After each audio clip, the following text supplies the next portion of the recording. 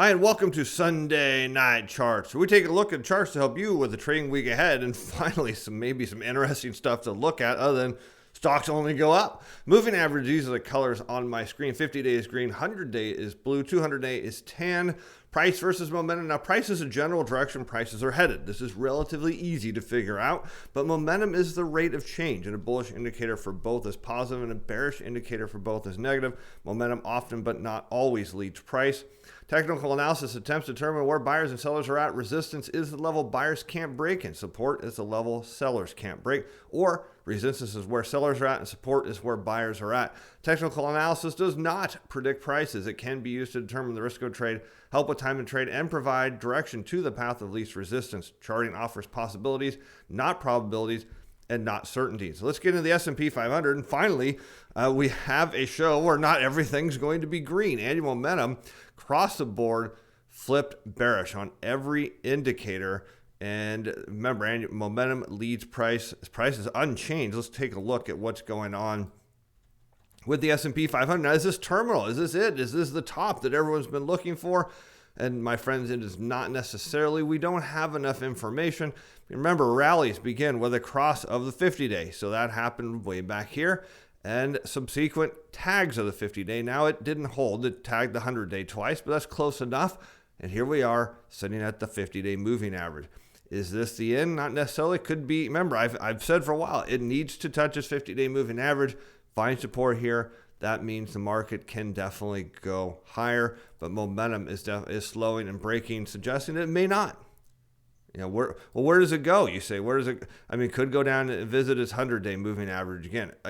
None of this would be terminal to the trend. It would need to see. We need to see some further breakdown. Of course, that's possible if you watched the Friday macro show. How about the NASDAQ? Almost the same story here. Annual momentum is now bearish across the board. Let's go see if the NASDAQ is in any danger. And sure enough, it's sitting above its 50-day moving average, which would tell us that its likely destination is a revisit of it. Again, you want this, as if you're bullish on equities, you want repeated tags of the 50-day moving average or the 100, but preferably the 50-day moving average. So nothing here that says danger yet. But if that trend continues, it certainly could. How about the Russell 2000, which has been bullish for months, I think. The ultra short term has flipped bearish. No other changes on the Russell. Let's go take a quick look at it. You know, the problem is when you're at nosebleed levels on equity prices and valuations, there's just not much to say other than this thing hasn't had a visit of its 50-day, which would be right around the 2,000 point mark. Again, if you're bullish on these equities, you want that. You really, really want some confirmation of the trend. That's what moving averages do. How about the energy sector, XLE? Everybody's super bullish on reopening, super bullish on crude. We had a big 9 million barrel draw last week. Products were up a little bit, but everyone's still bullish on crude. And let's take a look. We see a brief change on the ultra short term. Now, when I look at ultra short term, do I get even worried about this? No, it's very fickle, can change a lot. It's only when this turns bearish and then the next one starts turning and then you start to see a pattern. Annual momentum on the bottom, you notice it's a slightly different formula. It's all green except that on the 12-month, it is red. It's been red for a while. Let's look at XLE, and what do we want to see here? You know, we have a cross of the 50-day. What do you want? A confirmation against it. And I thought in here we would get it, or the prices would go sideways. There you go, until it got it. But what is happening? It's breaking its 50-day. Is that terminal for XLE? No, because it's got two moving averages right below it that could support that change. So I would be looking at this point for XLE either to firm up real fast and this become a validation of the trend, or you're going to see a revisit of the one of these lower 200 or 100-day moving averages below. If it can't hold that and gets down into the supply zone between 32 and 34, that's where your trouble is at. You can clearly see where the supply zone is up here because it's marked very clearly by where the sellers are at. And you can see here is a supply zone. We'll just change this just to have it look a little bit different than everything else. And you can see what is the supply zone. It's where buyers and sellers are at. This happens to be where sellers are at. this is down here, is somewhere where buyers at. And we could probably stretch this down a little bit and say that maybe it's a little bit bigger. I don't know exactly. Supply zones are fickle a little bit. They change a little bit, but once the more time you have, the more obvious they become. But anyways, here you see where the sellers are at. Down here is where the buyers at. The moving averages are going to either act like support or not. And the key is, if you're bullish on energy sector, you want those moving averages to act as support. How about the financials? Everybody went crazy on financials. Again, the banks were going to borrow or start lending. They're not, but that's the hope. And there's plenty of evidence to say they're not. No changes here on the XLF. But as far as, if you're looking at this on a chart, what you have is record highs or near record highs in financial stocks. So you have the peak of the great financial crisis, peak here before the March meltdown. And now you have that peak again. Potential short opportunity for people? Could be. Here you see this big supply zone up here. The course question is, if I have it exactly right, probably more along the lines of somewhere, because I drew these at the prior all-time highs. Supply zone is realistically right in here somewhere. It could be. Let's zoom out and let's just see. Let's extend this to the left. I mean, it's probably closer to where it ought to be, maybe up a little bit. That gap here makes it a little interesting. But anyways, so you can see XLF now under its 50-day moving average slightly. If you're bullish on financials, what do you want? You want to see this thing go higher. You want to see it bounce off this 50-day. Otherwise, there's a lot of you look at support. There's a little bit of support right here in the $28 range. Other than that, you got this big gap down here at 25 that will likely get filled at some point, and that will put downward pressure on XLF. On to utilities. We got ultra short. And remember, this was all bullish at one point, bearish across the board on any momentum. No change there. Price is starting to flip a little bit on the ultra short term. No big deal there.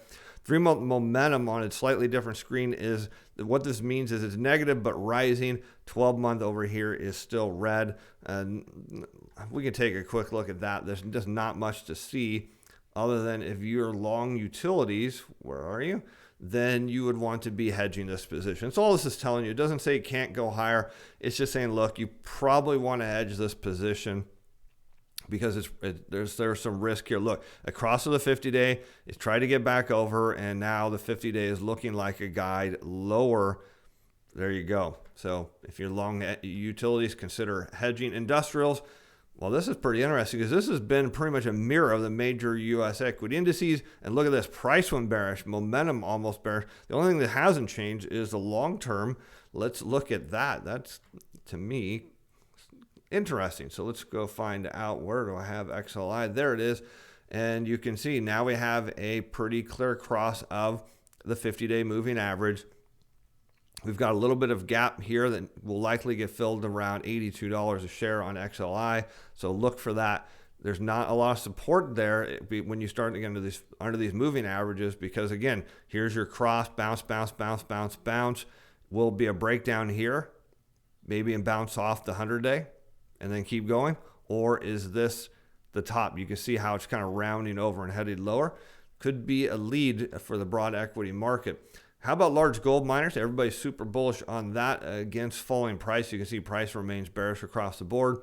And momentum, the only thing that switched is the ultra short term. As far as your other momentum screens, this yellow or gold means they are negative, but the 3 and 6 month are rising. They were red, I think, before. But I want to talk about GDX a little bit because we started to talk about that on the Friday show, and I mentioned we'll spend more time here. So this is a head and shoulders pattern. Now, if you can't see it, always zoom out and it becomes a little more clear. Let's go to the 2-year chart. Here's your left shoulder. Here's your head. Here's your right shoulder in here somewhere. Right, there's 2 of them.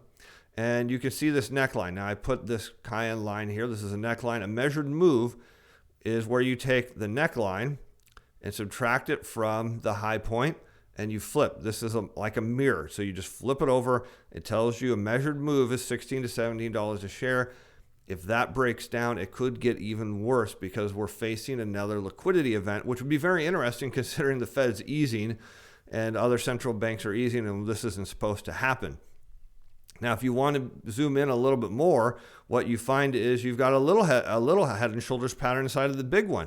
You've got a left shoulder here, another left shoulder here, a head, a little right shoulder, perhaps a second right shoulder. And look at the moving average. This is really key. Let's zoom out a little bit. If you see across the 50-day and look at the 50 days being a form of resistance, yeah, the 100-day was here, but look, it came back down. And what do we have between these two dashed lines? This is a major supply zone. What does that mean? You've had buyers here, and the question is, will those buyers be here again, or do those buyers turn to sellers? And the reason you see head and shoulders patterns break down off the neckline is really simple, because as prices fall, what happens is the people that bought here, they'll put stop losses in. And where will they put it? Right at their buy point. And then people here will put stop losses, they'll have stop losses. And what you see is as it breaks down, buyers turn into sellers, and then the whole thing goes. So this is a big deal. If you want to know one of the three things I'm watching next week, GDX is one of them. I'm very interested in that. Some of you are saying silver due to the potential short squeeze by Reddit or Wall Street Bets will make a difference. Well, it didn't stop the downtrend in GDX. All right, on to the bond key. Nope, not. I thought we were at TLT. Looking forward to that. Emerging markets, we see now flip to bearish. Could this be a big short opportunity too? Potentially, if I can get my screens right, and I'm struggling with that at the moment. Let's go to EEM. And what did I say before? Look, you're sitting at these all-time highs. Either this is going to be the biggest breakout in emerging markets or biggest short opportunity in emerging markets. You decide. It's very sensitive to the dollar. We'll get to the dollar, but you can see could be the beginning of a big move down. And so, but it's got its 50-day underneath here to find some support to see if that will do it or not. Keep an eye on that. GDX will lead that. I think we've talked about that before. How about Treasury bonds? Saw some selling last couple of days after it looked like it was going to break terminal velocity. Ultra short term remains bullish. The 3 and 6 month have flipped just slightly recently flipped back to meaning they're running negative and falling. 9 month is negative and rising. No other changes. Is this the end? Is this finally going to be the end of TLT that so many predicted? And probably not. Anyways, what you look at here is, again, we have across the 50-day and it's tagging it all the way down. And at some point, you get a detachment from the 50-day moving average. Let me show you GDX. And so many people love the miners. Look what happens when you get a move down. Here's an example. It breaks the 50-day tag, and then all of a sudden there's a plunging move down. And then sometimes there's one final move down, and that's usually it. And even though the 50-day can be declining, prices find a bottom and move up. And you'll see this, see it here. It broke, it was breaking through, got up to some upper moving average, couldn't find it, broke down, and then starts to create a bottom. So when you get usually you see a big detachment from the 50-day is where you start to say, okay, there's realistically a bottom going on here. And look at where this bottom is at. It is pretty much right at this upward trend line. So it's saying, hey, look, there's some upward trend line here. There doesn't appear to be that much selling left. The volumes had ticked down in here, which is a positive sign as sellers got exhausted. And then you see on Friday, it had a decent day, and it came down an overnight trend, bounced off of that, got hammer sold under liquidity events, and then it bounced off of that. So it'd be really interesting to see where this goes. But it's looking like a bottom, and you're seeing the rate of this decline slow down. And so can this go a little more sideways, maybe another week? Well, it could. But let's look at how this bottom compares to other bottoms, which is right here where we saw the last time the quants had finished selling. What you have is it started to go sideways. And what happened? You get a bear trap, a bull trap, and then off you go. Are we there? Well, let's look in at the last 30 days. And what do we see? A consolidation pattern. What is a consolidation pattern? It's when prices start going sideways. Now, consolidation patterns are usually a continuation of the trend, but not always. They can be a flip after a long selling point, which we had 6 months. So what do we have here? A bear trap. Broke down, came back up, bounced in here. Aha, prices go up, bull trap. Prices come down in the consolidation range. It's almost as if someone's trying to flush out the last of these bulls. And you see that. You look at sentiment. Where do you find sentiment? Go on Twitter. When people are throwing in the towel, I give up. You know that the end is almost near. So this is pretty interesting. Came out on pretty strong, decent volume. The momentum is slowing. So this will be a big security to watch. I'm really watching 2-year Treasury yields, but tune in to Monday's show and we'll talk about that. High yield bonds, we're starting to see some changes here. Annual momentum is flipped bearish. Price is flipping bearish. Is this a danger zone for high yields? Well, not yet. High yield bonds tend to do very poorly when equities do poorly, but look, it's just tagging its 50-day moving average. Nothing yet to see here. But when it does get bad, it gets bad quick. All right, on to gold. No changes in price or any momentum. I think there was a flip here. I think 3-month momentum is negative and rising. Let's take a quick look at gold. And you can see it's under its 50-day moving average. Across, right? Bounce, fail, bounce, a little over, fail, fail, fail. And again, I'll keep saying this. The support is between 1800 and 1820. Seems likely that it gets there at some point. How about silver? This is interesting because let's forget about all of this because we know that Wall Street Bets is making their attack on silver. What does this mean? Is you've got this massive support resistance between 27 and 28 with this top at 29. Now, is this the big top? No, they think this thing is going to go way up here. But remember, silver is an industrial metal, so you can squeeze all you want, but you may not get the juice you think. But anyways, watch this. You can even say watch all the way up to 29, but there's a heavy amount of resistance right here at 28. Heavy amount. So will Wall Street Bets do it? I don't know. Will be interesting to find out. I'm sure the futures market today will make it very interesting as you're watching this. I do record it on Sunday morning just so you if you ever wondered, how about the dollar? The dollar is one thing that I think is there's 3 things I'm watching next week. GDX, the dollar, and 2-year Treasury yields. I always watch TLT, so it's nothing new. Annual momentum, flip back bearish. Price on the ultra short term, flip back bearish. Short term, flip bullish.